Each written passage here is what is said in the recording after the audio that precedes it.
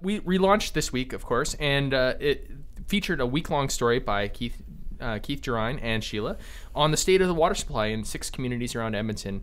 Sheila, obviously you didn't find any huge Walkerton-style, calamities in waiting, but today you had a pretty interesting story about emerging contaminants. What do you think are policy implications of your guys' work?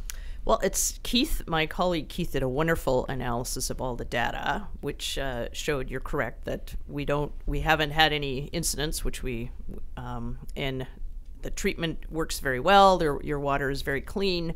So the issue that now remains is how do you keep the river clean so that your drinking water can stay clean with the levels of treatment it's getting now.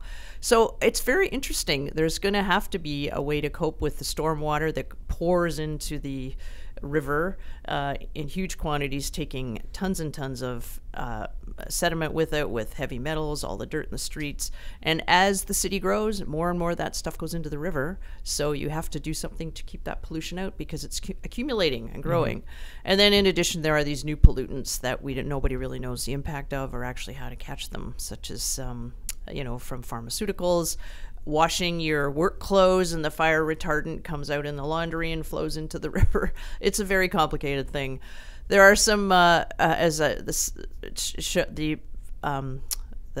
$370 million plan over the next 30 years to try to keep that stormwater from going into the river, and it's going to have to affect the way you build your suburbs, build your house. There's even plans for new ways to build sewage systems so you can have a little local sewage plant in your community that will be run by power generated by your sewage. Isn't that interesting? So there are plans ahead, and yes, everything is in pretty good shape, though, as long as vigilance carries on.